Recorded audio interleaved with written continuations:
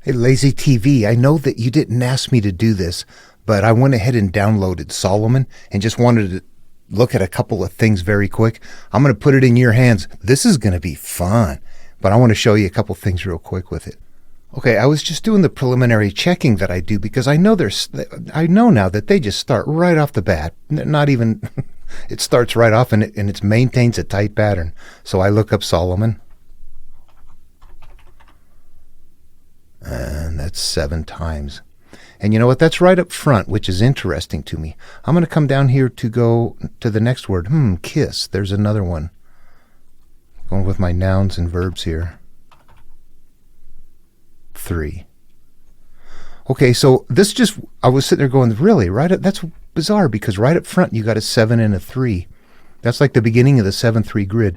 That's not something that always happens, but you even see it in like Job, who starts the beginning of the story. He starts off with 7 sons and 3 daughters. Here you don't have a 7 and a 3, but you have Solomon that's hidden 7, that said 7 times, and that's hidden in the background. Kiss is 3. So, is that a fluke? I don't think so at this point. I think this stuff is really drum tight. I do. It's too mind-boggling. Okay, yeah, seriously. This is that pattern that we see. We're all seeing this pattern, but it's very obscured. It's not very predominant because it's so hidden. But when you kind of put a magnifying glass on it and start looking at things, all of a sudden it's like, oh my gosh. Okay, what about wine here if I look at that? Wine is 6. So wine is going to be, in this case, let's take a look at this one here. How fair is thy love, my sister, my spouse. How much better is your love than wine. So in this case, we can see that love is better than wine. Wine in this entire, what we know now is that every time wine is used here in this entire book of the Song of Solomon, it is going to be a derogatory thing. We see that wine can be a beneficial thing or a derogatory thing in a story, but I don't think it floats within each story, within each book. I think that if it starts off as a good thing, it stays good throughout. When Jesus uses wine, he uses actually both of them. What he does is he says, don't put new wine into old wineskins, but to put new wine into new wineskins. So what is the wine here? This is the life that we're living. There's an old way and there's a new way. And wine can be a good thing. There was the story of Jesus at the wedding changing water into wine. What do we have there quite literally? The wedding is what? It's playing out in my mind. I'm trying to reconnect my outer self with my inner self. I live in conflict. I am divorced internally. I want a marriage. That means that conflict is now gone. So when that happens, water has been changed into wine. Something that was very plain and drab has now been changed into something good, is the metaphorical understanding of that story, as I would say. It's metaphorical. You have to think of it yourself. You have to make it work in your head. Don't listen to me. Make it work in your head. Noah, after the flood, wine was a good thing for him. It was being used as a way. It's a new feeling. It's a good feeling in the future. Sometimes it might be the old feeling, the one from the past that you need to leave behind. So it's just fun stuff to go through here and look at. Editing, this just occurred to me. What if 6 doesn't mean good or bad? What if 6, if it's repeated 6 times, it means it could be either or? This term right here can be used as a beneficial thing or a derogatory thing. You can consume. You can fast. What are you supposed to do? You're supposed to fast as to the world, and you're supposed to consume loaves and fish. There's verbiage in there.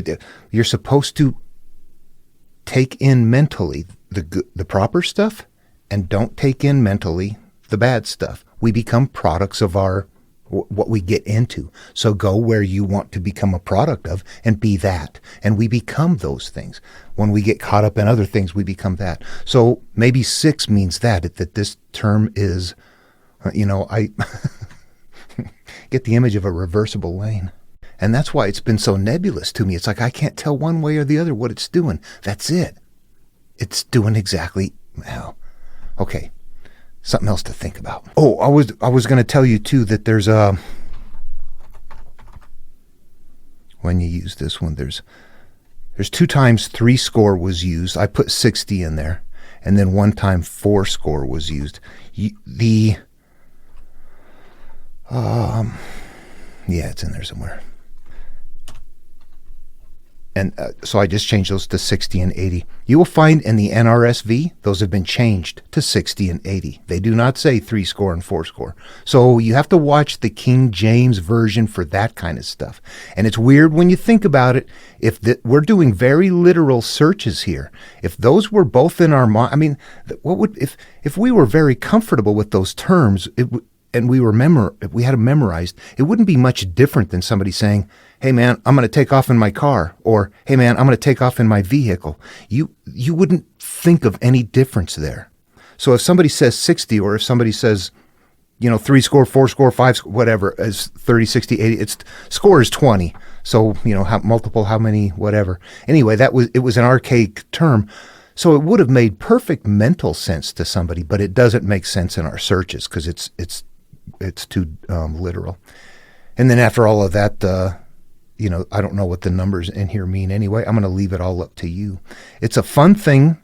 Where was that point right here? This is something that I kind of think, I have difficulty between translations in this area. Like this is, what chapter? This is chapter 4, verse 3. Thy lips are like a thread of scarlet. I'm gonna take out the Old English. Your lips are like a thread of scarlet, and your speech is comely. Your temples are like a piece of pomegranate within your locks. Now, if we read that same verse in the NRSV, in fact, actually, this works better. I copied the NRSV over here and just put it with the King James Version. I put them right next to each other so we can take a look at them. So the King James Version, this is the part that I am concerned with. Your lips are like a thread of scarlet, no big deal, and your speech is pretty. NRSV, your lips are like scarlet, and your mouth is pretty. Your speech is pretty, your mouth is pretty. And in an interpretation, it's a non-issue. And the reason is because it's not about the physical world. If it's coming out of somebody's mouth, it is it's their speech. It is what is coming from them. It is what is emerging from their drought. It is coming from their garden. And that is very nice stuff. Speech, mouth, whatever the case may be. But if you don't know what to do with the material, this one right here where it says your speech is pretty sounds one way to me, compared to if I wasn't really looking, my mouth is pretty. It just sounds so physical that it's hard for me to understand that it's about what I say, not about how I look. So there's certain translations I look at and go, I would struggle with this. I see why it's there, but if I'm looking for my way in, I don't like this one here. I don't like the NRSV sound. I do know that what it means, and I'm okay with it, but only because I'm already here. If I wasn't here, I wouldn't like it. What I'm learning here is like when I was going through Taoism quite a bit, I ended up with 6 or 7 different translations of the Tao. They're very short verses. You can put them side by side, though, from different translators and go, wow, they don't even sound the same. I would not get the same thing out of either one of those trying to translate them. I began to realize the more I got and put them side by side, since the words don't directly translate, somebody's doing their best to pick their choice. At some point, people are trying to tell you to limit yourself to one. Just use this one. Just use this one. And I got to thinking, you know what? I see what's going on. Everybody's doing their best and they're picking different words. I want to know what that average is. So that, as you're going through stuff, sometimes it takes looking at more and more, but then you see the size of it just becomes too daunting. So have fun with that one. It's going to be I went through there. It's like, bat, hitting them up. But the thing is that it's a beautiful thing. And you know what? It's all an internal dialogue. This is a very unique thing. This is the inner being, the conscious, having a love affair. It's a very interesting, because it's not masculine sounding.